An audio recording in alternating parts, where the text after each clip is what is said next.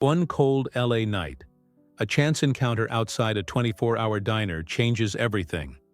When Dwayne "The Rock" Johnson unknowingly crosses paths with a ghost from his past.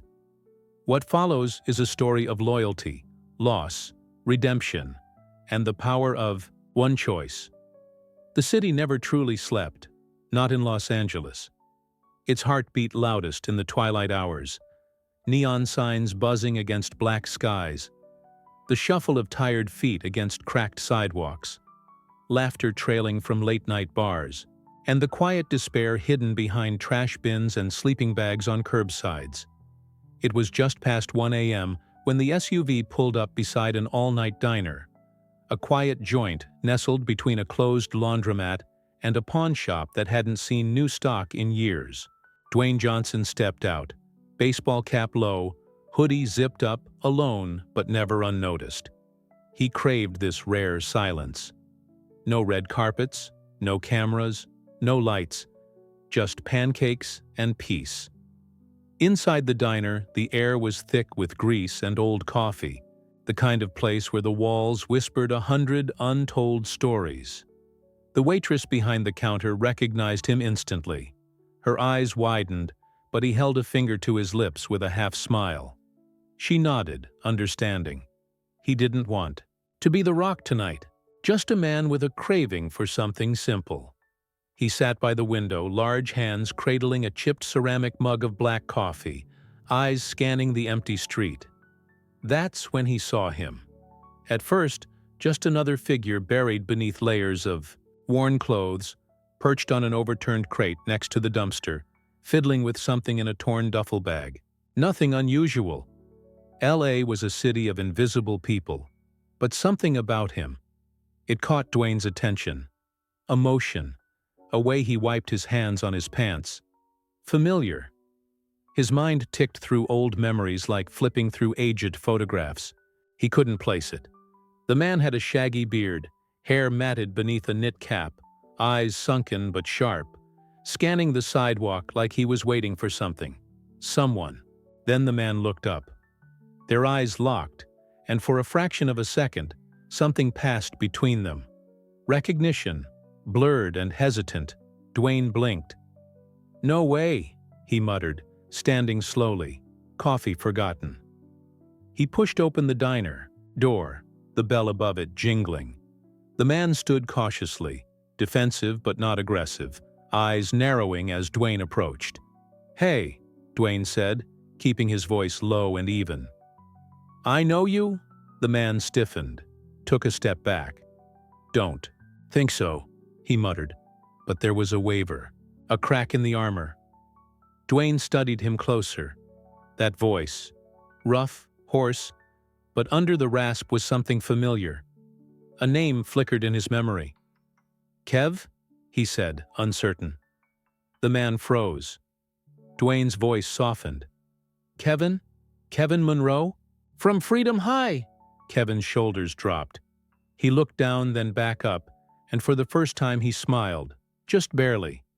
"Took you long enough?" They sat on the curb, both men holding paper cups from the diner, the faint hiss of traffic playing behind them. "You used to throw me halfway across the wrestling mat," Dwayne said, laughing lightly. "I had bruises on my ribs for weeks." Kevin smirked. "I remember. You were quick, though. You learned." Then silence. Thick and heavy. Dwayne finally asked, "What happened, Kev?" Kevin looked down at his hands, calloused, dirty, trembling slightly. "Life happened. After high school I bounced around. Tried the military, didn't last. Some warehouse jobs, security gigs. My mom died. Then I lost my place. No family, no fallback. 1 month became 2, then 2 became a year." His voice didn't break. "That was almost worse." "And no one ever saw you? Helped?" Dwayne asked quietly. Kevin shrugged. "You'd be surprised how easy it is to disappear when no one's looking." The words hit Dwayne harder than he expected. He stared at his old friend, the kid who once taught him how to tie a proper half Nelson, the guy who used to prank teachers with Nerf darts, and now he was a shadow, forgotten by the world, forgotten by him. "Why didn't you reach out?" Kevin gave a dry laugh. "Reach out to the rock? You were climbing skyscrapers and flexing on magazine covers. I didn't think you'd remember me." That silence again. And then Dwayne said, almost angrily, "I never forgot you, man." Kevin didn't reply. They sat there for a long time.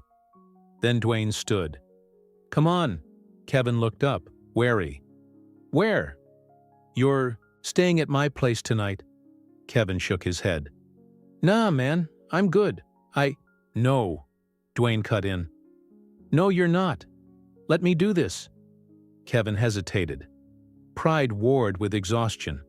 But the warmth in Dwayne's voice, the finality, it broke through. He nodded once. Back at Dwayne's house, the guest room lights hummed softly. Kevin stepped inside like he was entering a dream. A real bed. Clean clothes folded on the dresser. A bathroom with running water and soap. He lingered at the threshold. Dwayne noticed. "It's yours for as long as you need it." Kevin nodded, eyes glassy. "Thanks, man." But Dwayne wasn't done. "Actually, I've got a gym in Hollywood. We're expanding. There's a position open. Maintenance, stock, whatever you're up for. You'd be working, but it's a shot. You in?" Kevin's lips parted, stunned. He barely got out. "You serious?" "As a steel chair to the face," Dwayne said with a grin. And that's when Kevin let out a breath that sounded like it had been held for years. Yeah, I'm in." But Dwayne couldn't sleep that night. He lay awake, staring at the ceiling, thinking about how many Kevins were out there. Invisible. Forgotten. He had power. Platform. He couldn't help everyone, but maybe he could start something. A foundation, maybe. Wrestling meets workforce. A way to turn pain into purpose. He sat up and grabbed his phone. But just as he began to type a note, a loud crash echoed from down the hall. Dwayne froze. His pulse quickened. Something had shattered. He bolted out of bed. Was Kevin okay, or had his past come knocking too? Dwayne's bare feet hit the hardwood floor with a thud, body instinctively coiled as though stepping into the ring. The silence that followed the crash was worse than the sound itself. It was too still, like the air had stopped breathing. He moved fast down the hallway, the weight of adrenaline pressing behind his ribs. The door to the guest room was cracked open, a sliver of light spilling onto the floor. "Kev?" Dwayne called, out, voice low, cautious. No answer. He nudged the door open with his shoulder. Inside, the bedside lamp had been knocked over, its bulb still flickering faintly in the wreckage. Shards of glass glittered on the floor like ice. Kevin was crouched in the corner, chest heaving, arms wrapped tightly around himself, as though bracing for a blow that never came. "Kev." Dwayne stepped in carefully, tone steady. "Hey, what happened?" Kevin didn't look up. His eyes were distant, somewhere else entirely. His breath came fast, ragged, like he'd run a mile without moving. "I was dreaming," he said hoarsely. "Didn't mean to break anything." Dwayne scanned the room, no signs of intrusion. Just the lamp, shattered. His shoulders eased slightly, but only just. "You okay?" he asked. Kevin wiped a trembling hand across his face. Yeah, it's just... Sometimes I forget I'm not out there anymore. Still wake up thinking I'm gonna get jumped or kicked out of some alley." He looked at Dwayne now, and there was shame swimming in his eyes. Not for the broken lamp, for being broken at all. "I'm sorry, man. I shouldn't be here. I don't belong in a place like this." Dwayne crouched down, putting them at eye level. "Kev, listen to me. You had a rough night, that's all. Doesn't mean you don't belong. You're not just some charity case sleeping in a guest room. You're my friend," Kevin scoffed, barely audible. "You're the Rock, man. You've got a life people only dream about. You don't need my mess dragging around your house." Dwayne paused. The instinct to reassure him was strong, But this wasn't a moment for platitudes. This was a fracture, a fault line deep beneath his friend's skin. Something that had been there for years, just waiting for the right weight to break. "You think I haven't seen mess?" Dwayne said. "You think I haven't been a mess? Man, when I was 15, we were living in a motel room with roaches on the ceiling. I got arrested for fighting, for stealing, for being pissed at a world that didn't care. I was you." Kevin blinked. "I got out because a few people gave me chances I didn't deserve. You're not a burden. You're not baggage. You're just stuck. And stuck ain't permanent, unless you decide it is." Kevin stared at the floor, jaw tight. "I don't know how to be normal anymore," he admitted. "I don't even know who I am off the street." "Then let's figure it out," Dwayne said. "Together." For a moment Kevin didn't move. Then he nodded. Barely, but it was there. A flicker of surrender, not weakness, just the beginning of trust. "I'll clean it up," Kevin muttered, gesturing toward the lamp. "Don't worry about it," Dwayne said. "It's just glass." He left the room quietly, letting Kevin have the space.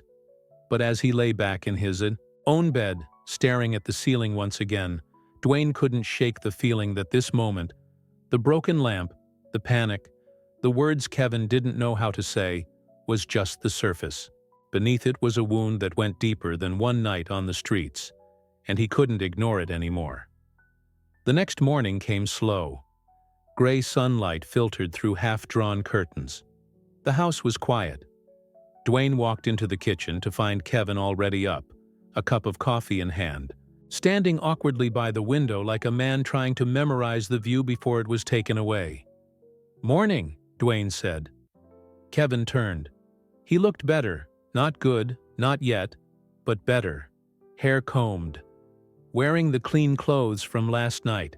There was still tension in his shoulders, but less of that hunted, hollow-eyed look from before. "Didn't want to sleep in," Kevin said. "Figured you're the kind of guy who starts the day with a freight train and 10 push-ups." Dwayne grinned. "Only on cheat days." They both chuckled lightly. A soft bridge over the wreckage of the night before. Dwayne leaned against the counter. "You still up for that job interview?" Kevin hesitated. "I don't know if I can do it, man. What if I mess up? What if I get in there and they see what I've become?" Dwayne's expression hardened. "Then they'll see someone who's still standing. That's more than most. Look, this isn't about impressing anyone. It's about showing up. That's step one." Kevin nodded again. Slower this time. More solid. "All right," he said. "I'll try." Dwayne clapped a heavy hand on his shoulder. "That's all I need." The drive to the gym was quiet but not tense. Kevin stared out the window like he was watching a city he'd forgotten how to love. As they pulled into the parking lot, the building loomed like a cathedral of steel and sweat. Inside, it buzzed with energy. The rhythmic clang of weights, the sharp bark of trainers, the smell of chalk and effort in the air. Dwayne guided Kevin toward the staff entrance. "You'll meet Sienna. She runs the floor, handles hiring. She's sharp, fair, doesn't tolerate BS. You're gonna like her." Kevin gave him a look. "You didn't tell her I'm your friend, did you?" "Nope," Dwayne replied. "You'll earn this on your own." Kevin looked surprised, then grateful. That meant more than a handout ever could. They reached the door. Kevin paused. "You sure about this?" he asked.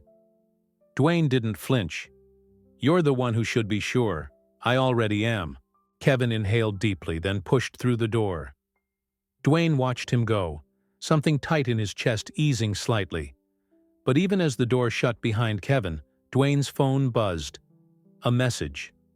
Unknown number. "You always were a hero, Johnson. Let's see how long that lasts." No name, no context, just a warning. His brow furrowed. He stared at the screen. Who the hell was watching him? And what did they know about Kevin? Dwayne stood there for a long moment, the phone still in his hand, screen glowing faintly against the morning light streaming through the gym's front windows. His heart, usually so measured and reliable in the ring or on a set, thudded unevenly. The message didn't carry a name, no timestamp, just 12 words, but it was enough to set off alarms in his gut that had nothing to do with superstardom or status. "You always were a hero, Johnson. Let's see how long that lasts." He read it again. It wasn't just cryptic, it was personal, intimate. Like whoever sent it wasn't just watching, but knew something, knew him, knew Kevin. And something about that chilled him. He shoved the phone into his pocket and moved toward the staff wing of the gym, nodding at trainers and members along the way, keeping his face composed. But inside, something coiled. Tension, cold and tight in the pit of his stomach. He had to stay focused. Kevin was in the middle of his interview. That mattered most right now. Sienna was sitting in her glass-walled office, lean and precise, her hair in a tight braid, fingers tapping a stylus on her tablet. Across from her, Kevin sat with his hands clenched on his knees, back straight like he was preparing to be interrogated, not interviewed. Dwayne didn't go in. He stayed outside, watching through the glass, giving Kevin the room to stand on his own. He couldn't hear the words, but he saw Kevin speaking, his gestures small but honest, his eyes meeting Sienna's, once, then again. She asked something. Kevin nodded, replied. Sienna's expression shifted, not to a smile, but something that wasn't dismissal, curiosity, respect maybe. It lasted 15 minutes. When Kevin stood up, Sienna did too. They shook hands. Dwayne backed up before Kevin stepped out of the office. When he emerged, Kevin's face was unreadable. "Well?" Dwayne asked. Kevin stared at him for a beat too long. Then, "She told me to come back tomorrow morning, 6 a.m. Dwayne's grin broke through instinctively. "That's not a no." Kevin nodded. "It's a shot, like you said." They walked back to the SUV together. The sunlight had grown stronger, harsher now, casting long shadows across the lot. Dwayne unlocked the doors, but before getting in, he turned toward Kevin. "You said something last night. That you didn't know who you were anymore," Dwayne said. "Well, today? You just found a piece of that answer." Kevin glanced away, blinking like the words hit deeper than he was ready to admit. "Yeah," he said. "Feels like it." But the unease hadn't left Dwayne. That text, it was crawling under his skin like static. He drove them home, letting Kevin rest his eyes in the passenger seat while he stared at the road ahead, mind racing through names, possibilities. Who would do this? Someone from the past? A former business partner? A tabloid rat looking for a scandal? Or worse? Someone tied to Kevin? When they reached the house, Kevin offered to help with lunch, and Dwayne waved him into the kitchen while he stepped into his home office, closing the door behind him. He pulled his phone from his pocket, reopened the message. He stared at it. Then he called the number, rings. 3, 4, voicemail. He didn't leave a message. Instead, he scrolled through his contacts and tapped another name. Marcus Trent, head of his private security detail, retired federal investigator, smart as hell, and twice as paranoid.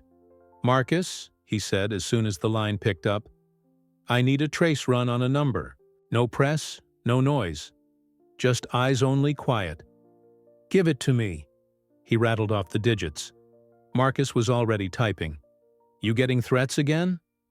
"I don't know what it is yet. Could be nothing." "Bullshit," Marcus replied. "You wouldn't have called me if it was nothing." Dwayne didn't argue. "Give me an hour," Marcus said. "I'll get back to you." Dwayne hung up. Just as he did, Kevin knocked gently and peeked his head in.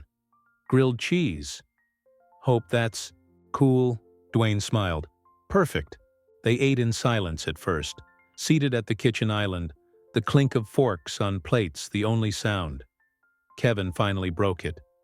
"Thanks for today," he said, eyes fixed on his plate. It's been a long time since I felt like I was in the world, not just watching it happen without me. Dwayne studied him for a moment. What changed? I mean, after all those years? Why now? Kevin exhaled. Honestly, I didn't have anything left to lose. When you saw me by that diner, I'd just gotten into a fight with another guy over a half-eaten sandwich from a trash can. And I lost. That was my rock bottom. He looked up. Then you walked out of that place like it was a movie or something. It didn't feel real. Still doesn't. You made it real by showing up today. Kevin nodded slowly. Then he hesitated. There's something I should tell you. Dwayne stiffened. Go on. I used to run with some bad people. When I was on the street. At first it was just for safety. Nobody messes with a pack. But things escalated. There were deals, jobs, nothing huge, but enough. Enough that if someone knew I was staying with you, a guy with a name, a platform, he didn't finish. But he didn't have to. Dwayne leaned back. That cold feeling in his chest returned. You think someone from that past might come after you? Kevin shrugged. Maybe. Or maybe they just want to mess with me. Make sure I never feel safe, even now. Dwayne reached for his phone again. Kevin stopped him. I don't want you getting involved. You already pulled me in the moment you sat down next to that dumpster. Silence again. Then Kevin's voice, softer. I don't deserve this, man. Dwayne looked him dead in the eye. Nobody ever deserves a second chance, but everyone needs one. The doorbell rang, they both flinched. Dwayne stood slowly. Kevin stayed seated, tense. Through the peephole, a delivery man stood holding a package. He opened the door. Signed for it. Inside was a small box. No return address. He opened it cautiously. Inside a single item. A photograph. It was old, faded, but unmistakable. It was a high school wrestling team photo, Dwayne in the front row. Kevin behind him, arms crossed, proud. Scrawled across the bottom in red ink, freshly added, You turned your back once. Don't do it again. Dwayne looked up. The street outside was empty, but he knew this wasn't over, and someone out there wanted to remind him that pasts don't stay buried forever. Dwayne stared at the photograph for a long time, his fingers rigid around the edges, the red ink still glistening like it had been written moments ago. The handwriting was rushed, aggressive. The words not just a warning, but a threat wrapped in nostalgia. There was a violence to its simplicity, a sense that whoever had sent it wanted him to remember. Not just the moment frozen in the photo, but everything tied to it. Behind him, Kevin stood frozen near the kitchen counter, one hand braced on the marble, as though the weight of the moment had knocked something loose inside him. Is that? Kevin's voice was low, unsteady. Dwayne turned the photo slightly, letting him see. Kevin took one slow step forward, eyes narrowing. Where'd that come from? He asked, but his tone had already shifted. There was fear there, buried deep, but also something sharper. Recognition. Delivery. No return address. Just this. Kevin's gaze stayed glued to the red letters. You turned your back once. Don't do it again. I know who it is. Kevin murmured. That made Dwayne pause. Talk to me. Kevin hesitated. Then he pulled out one of the bar stools and sank into it like the admission had drained him.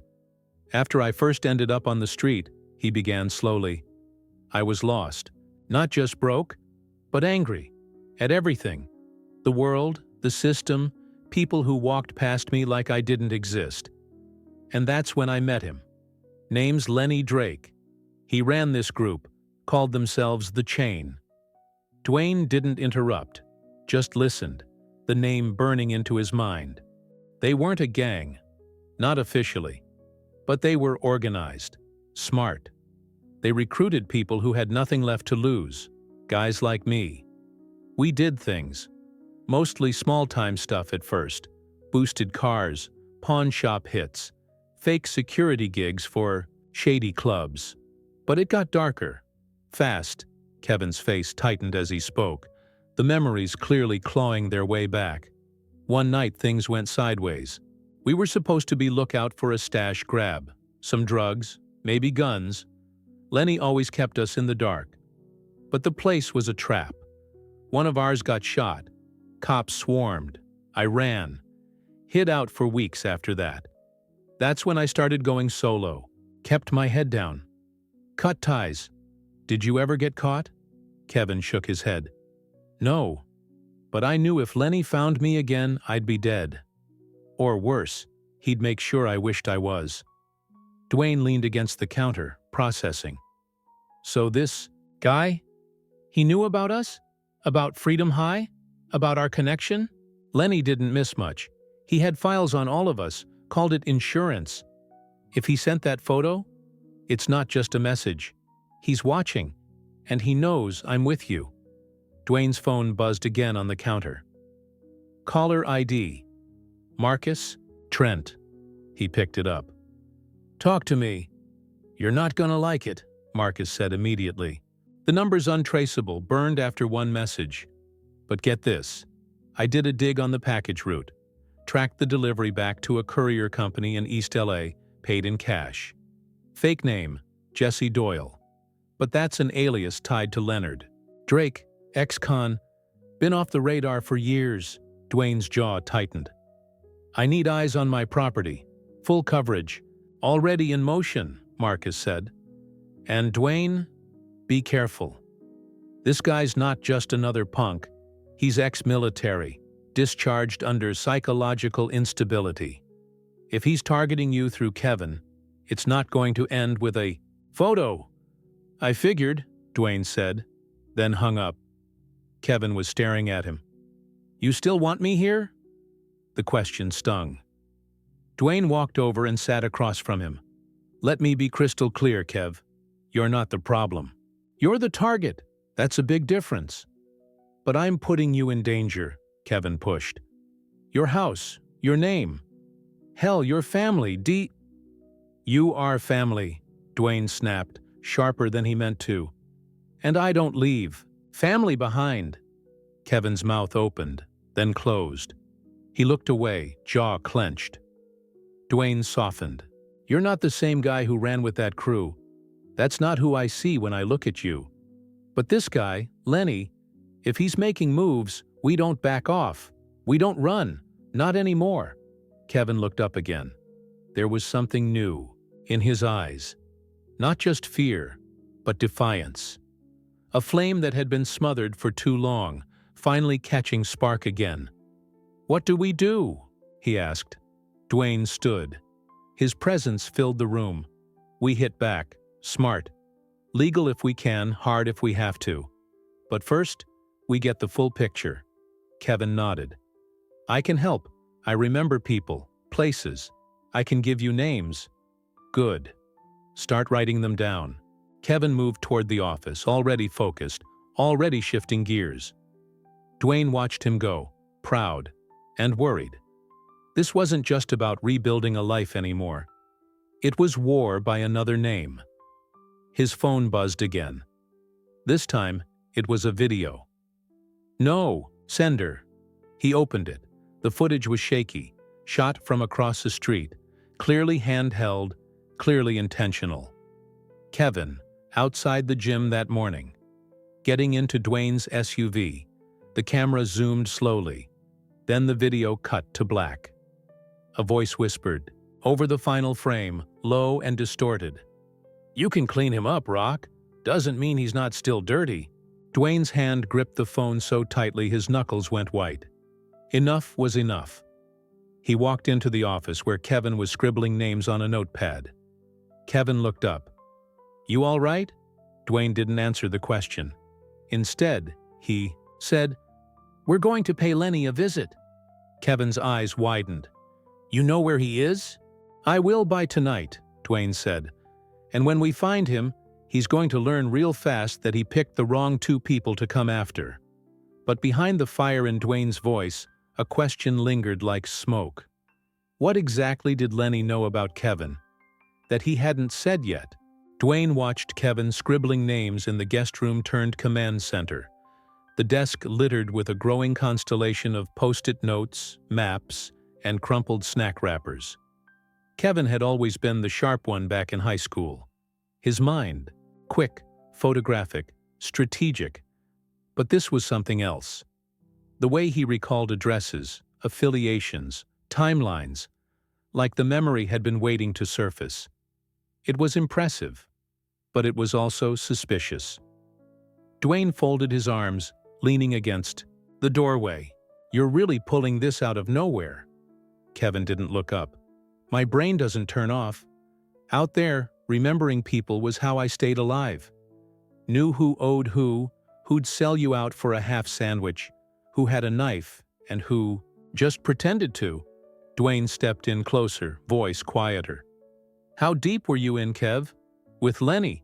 Not just the lookout jobs, the real stuff." Kevin's hand paused on the notepad. His eyes didn't lift, but the silence answered more than words. "You didn't just run with them, did you?" Dwayne pressed. Kevin finally looked up, and there it was.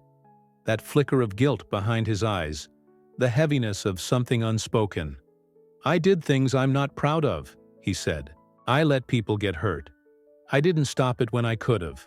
I was scared. I wanted in until I didn't. But by then, it was too late. Lenny didn't let people walk away. He owned us, our stories, our shame, everything. Dwayne didn't. Speak for a beat." The air felt thicker somehow, like the walls were inching inward. "What did he own on you?" Kevin closed his eyes for a long moment. When he opened them again, they were glassy with the weight of it. "There was a girl," he said. "Marina. She was only 17. Got pulled in by one of our guys. Eli, real smooth talker. Thought she was part of the crew, but she was just scared. She didn't know what she was getting into. One night, a drop went bad. Cops were close. Lenny said she had to be silenced." Dwayne felt something cold settle in his gut. "What happened to her?" Kevin's voice cracked. "I froze. I should have stopped it. I didn't do anything. I just stood there. She was gone the next day. Vanished. No trace." His hands were trembling now, the pen shaking in his grip. "I think Lenny used her as leverage. He knew I wouldn't say anything, not after that. I always told myself maybe she just ran. Maybe she's out there, alive. But I never looked. I couldn't. Because if I found out she wasn't..."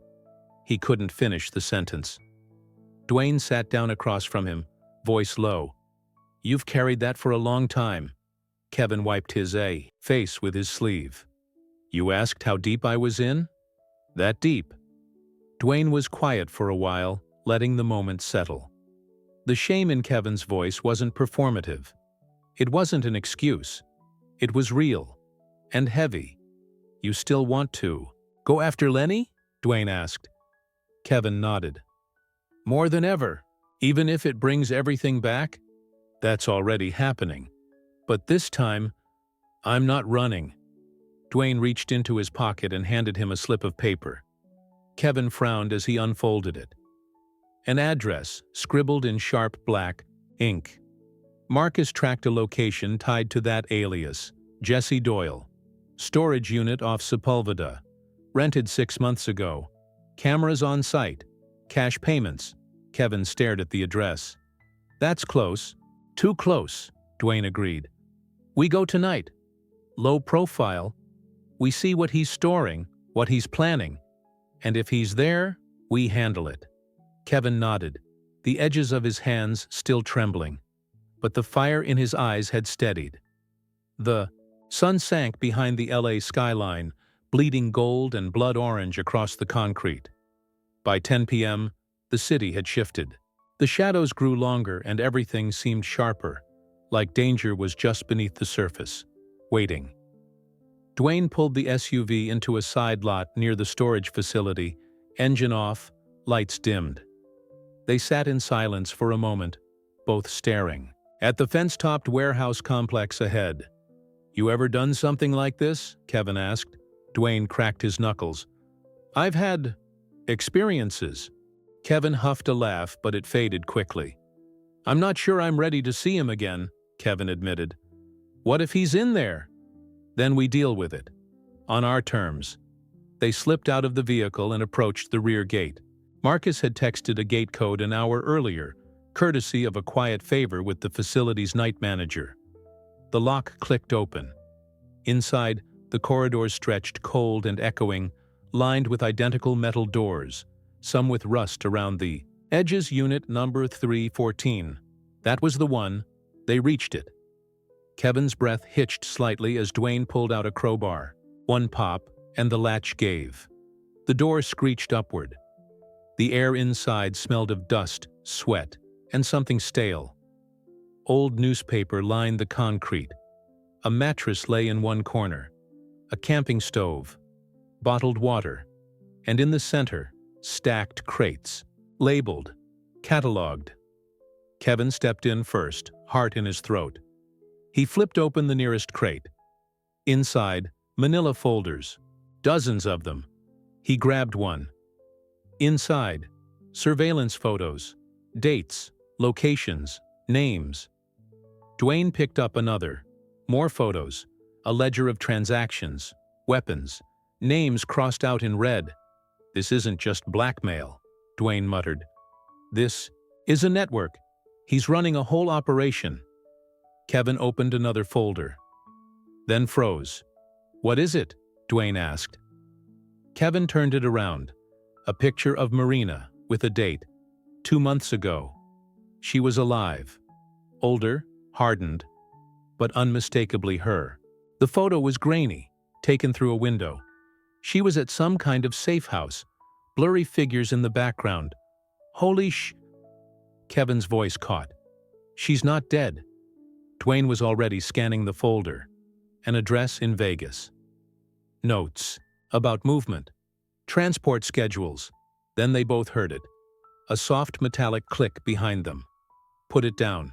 The voice was cold. Familiar. Kevin turned slowly, and there he was. Lenny Drake.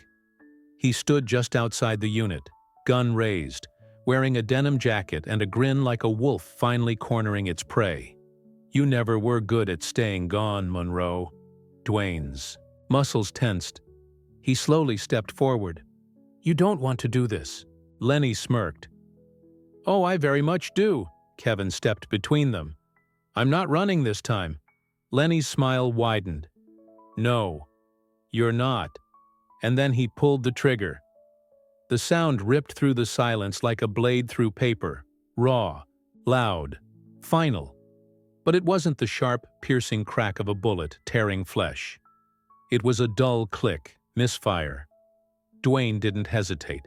He lunged. Lenny barely had time to curse before Dwayne was on him, tackling him into the wall outside the unit. The gun clattered across the concrete floor and skidded out of reach. Metal rang against bone as Dwayne slammed Lenny against the corrugated siding, his forearm pinning the man's throat, rage burning in his eyes. "You want to pull triggers, huh?" Dwayne growled, voice low and deadly. "Let's see how you handle a fight without one." Lenny gasped, his hands scrabbling at Dwayne's arm. But Lenny wasn't weak, and he wasn't stupid. With surprising speed, he twisted his hips, breaking Dwayne's leverage just enough to elbow him in the ribs and roll away. Dwayne staggered a step back. Lenny charged, slamming a shoulder into his gut, trying to drive him into the wall. They crashed against the storage door beside them, metal groaning beneath their weight. Kevin didn't move at first. He stood frozen inside the unit, watching the man who had haunted his nightmares for years fight the man who had given him hope. Something primal screamed inside him to do something, but his feet wouldn't move. His hands trembled. All the folders, the photos, Marina's face, still alive, blurred in his peripheral vision. Then he heard Dwayne grunt in pain as Lenny landed a wild punch to the jaw. And that broke the spell. Kevin dove for the gun. Lenny saw the motion out of the corner of his eye and kicked Kevin hard in the ribs mid-scramble. Kevin collapsed with a cry, air rushing from his lungs, the gun just inches from his hand. Dwayne responded with fury. A brutal right hook cracked across Lenny's cheek, snapping his head sideways. Blood spattered across the concrete. "You picked the wrong damn people," Dwayne said, voice low, teeth clenched. Lenny spat blood and smiled. "You think this ends with me?" And then he laughed.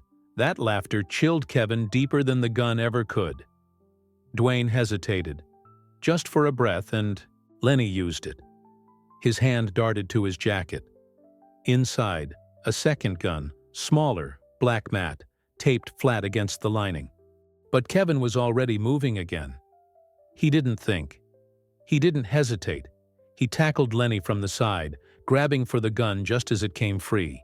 They struggled on the floor, the weapon between them, a blur of fists and rage, and the years Kevin had spent running from this very moment.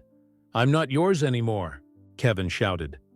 Lenny's eyes flared wide, just as Kevin wrenched the gun free and tossed it across the room, away from all of them. Dwayne rushed in, grabbing Lenny by the collar and slamming him against the floor with a thud that shook the unit. And then, sirens. Not distant, close. Dwayne looked up, breathing heavy.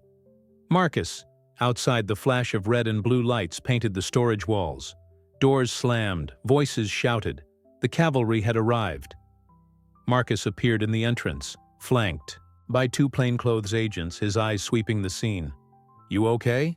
he asked Dwayne, then Kevin. Kevin was still on the ground, shaking, clutching his side. "I've been worse," he rasped. Lenny tried to rise, but a knee to the back from one of the agents stopped that. They cuffed him swiftly, and as they hauled him to his feet, Dwayne stepped closer. "You come near him again," he said, eyes burning into Lenny's, "and I swear, jail will feel like a luxury resort compared to what I do to you next." Lenny just smiled, lips split and teeth red. "You don't get it, Rock. You can't save him. Some people stay broken." "No," Kevin said, rising slowly with a wince. "They just haven't had a reason to fix themselves." Lenny laughed. Again, but it was smaller now, hollow. He was trying to hold on to control, but the facade had cracked. They dragged him out. Marcus turned toward them. "We got everything. The files, the footage, the equipment. It's going to take weeks to sort through, but this is enough to bury Lenny, and probably half the scumbags he worked with." Kevin looked at the crates. "There's a photo in there. A girl, Marina. We need to find her." "We will," Marcus promised. "We've got her location from one of the notes. My team's already moving on it. You'll get your answers." Kevin nodded, tears stinging at the corners of his eyes. "Thank you." Marcus gave him a look, part appraisal, part surprise. Then he nodded. "You did good, kid." Later that night, back at the house, Dwayne handed Kevin a cold pack for his ribs and poured them each a drink. Non-alcoholic, just ginger ale with lime. But the kind of drink that meant something in the quiet aftermath of war. They sat on the back patio under the stars, the city lights twinkling in the distance. Kevin broke the silence. "I thought I'd feel more finished." Dwayne took a slow sip. "It's not about finishing. It's about facing it. You did that." Kevin looked down at his hands. "I could have died tonight. Hell, you could have." "Yeah," Dwayne said. "But we didn't." Kevin glanced over. "You could have walked away from all this. From me. When that photo showed up, hell, when I showed up, you had every reason." Dwayne leaned back in his chair, eyes on the stars. "I've been given second chances in my life, more than I deserved. I made a promise to myself a long time ago. If I ever made it, I'd turn around and throw that rope back down." Kevin's voice cracked. "You didn't just throw the rope. You climbed down and carried me up." Silence stretched between them again. But this time, it was warm, whole. And then Kevin said, "When Marina's found, if she wants to talk, I want to tell her the truth. No more hiding." Dwayne smiled. "That's real strength, owning your past so it doesn't own you?" Kevin nodded, eyes wet. Dwayne stood, cracked his neck, and stretched. "I've got another idea," he said. "A real one. Bigger than just helping a friend." Kevin looked at him, wary but intrigued. Dwayne smiled. "A foundation. Wrestling-based. Training. Discipline. Work. Shelter. A pipeline for the homeless, the forgotten, the written off. We build something that gives them what you just fought for. Opportunity." Kevin sat up straighter. "You think people would buy into that?" "I don't care if they buy in. We'll make them believe in it." Kevin's eyes lit with purpose. "Then I want in. Not as a face, as boots on the ground. I've lived it. I know how to reach them." Dwayne clapped a hand on his shoulder. "Then let's build something that knocks down walls." Kevin nodded. But just as the moment settled into peace, Dwayne's phone buzzed. A new message. From an unknown number. "You cut off the head. But the body's still moving." Dwayne stared at it, jaw tightening. Kevin saw the look. "Let me guess," he said. "This isn't over." Dwayne slowly locked eyes with him. "No. It's just beginning." Dwayne stood on the edge of his patio, his frame silhouetted by the soft spill of porch light behind him. The city sprawled beneath like a sleeping giant. Kevin remained seated, cradling his side with one arm, the other gripping his drink so tightly the glass creaked. The words from the anonymous text hung in the air like smoke. "You cut off the head, but the body's still moving. Not a threat. An omen." Dwayne turned the screen toward Kevin. "He's not working alone." Kevin didn't look surprised, just tired. "Lenny always talked about the network, said he was just the middleman.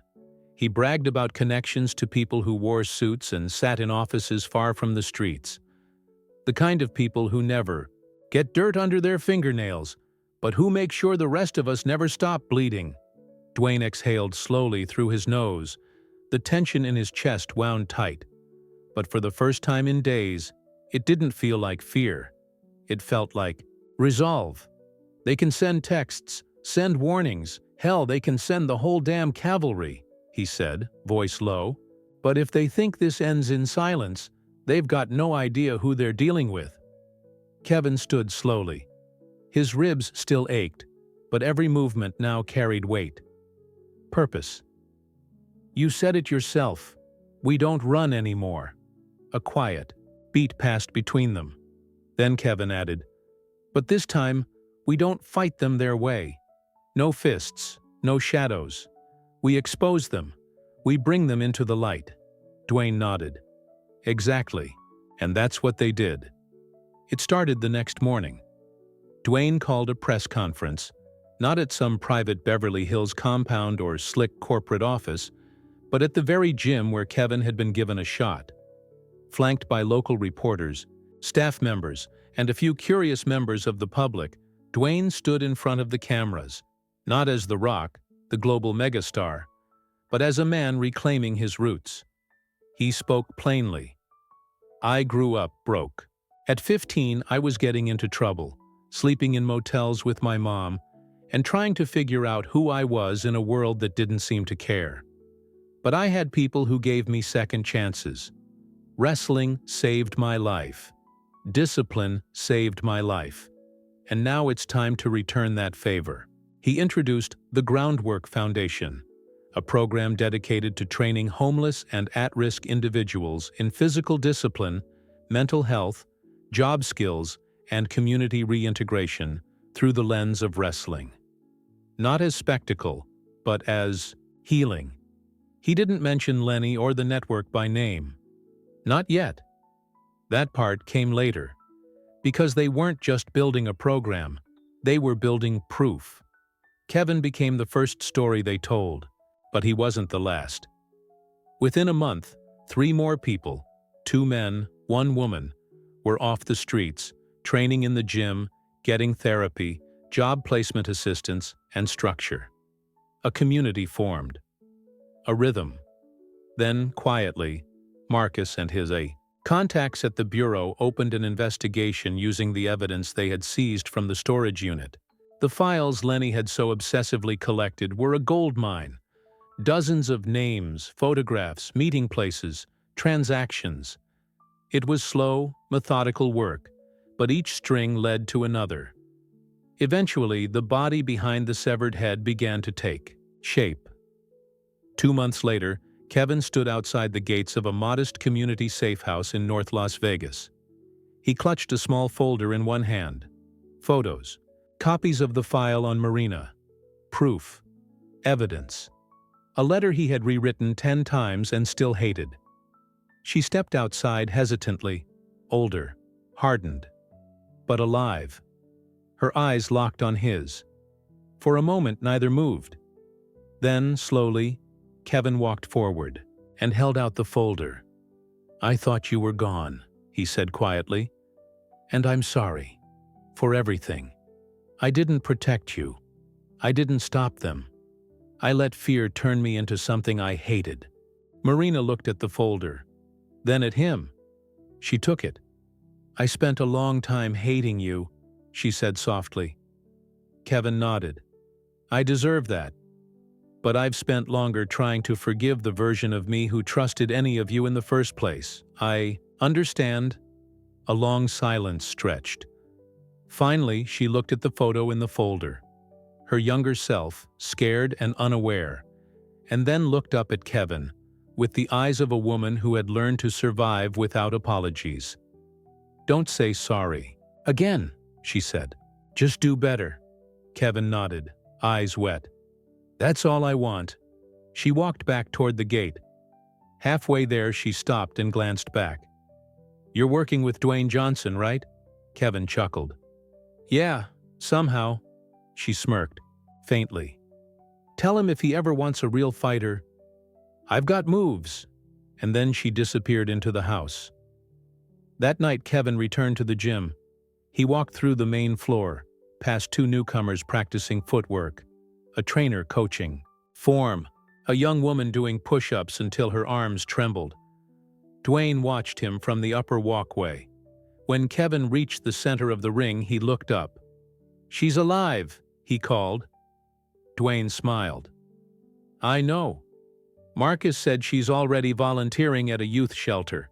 Kevin wiped a hand down his face. "She's got strength I'll never have." "You've got your own kind," Dwayne replied. "That's the whole point." They stood in silence for a moment, watching the movement of a space that no longer echoed with just pain, but with effort, healing, momentum. Dwayne climbed down and joined him on the mat. Kevin looked around. "You know, sometimes I wake up still expecting to be back on the street. I keep thinking this isn't real, that I'll mess it up." "You will," Dwayne said. "So will I. So will everyone in here. That's part of it." Kevin nodded. "I want to train, for real. Not just clean floors and pass towels. I want to earn my spot." Dwayne raised a brow. "You sure you're ready for that?" Kevin smirked. "You forget who taught you how to throw a half Nelson?" They laughed. In the weeks that followed, indictments dropped. Quiet arrests, high-level resignations. The network Lenny had whispered about began to unravel publicly. No press traced it back to Kevin. Just whispers. Just justice. The Groundwork Foundation went national within the year. Dwayne kept his word, not just by funding it, but by showing up. Every week, sweating with them, eating with them, listening, learning. Kevin became a coach, then a mentor, then a partner. And 1 year to the day from the night they sat on a curb outside a diner, Kevin stood in front of a crowd of hundreds in a packed auditorium in downtown LA, accepting the inaugural Second Step Award for his contribution to transitional programs for the homeless. His speech was simple. You don't need to be saved. You just need a shot, someone to see you. Not your past, not your mistakes. You. He paused. Dwayne Johnson saw me, and because of that, I get to see myself again. In the front row, Dwayne clapped the loudest later that night as the city lights hummed and the streets bustled with lives most people never noticed. A man who had once been invisible stood taller than he ever had. Kevin Monroe. No longer lost, no longer ashamed, just free.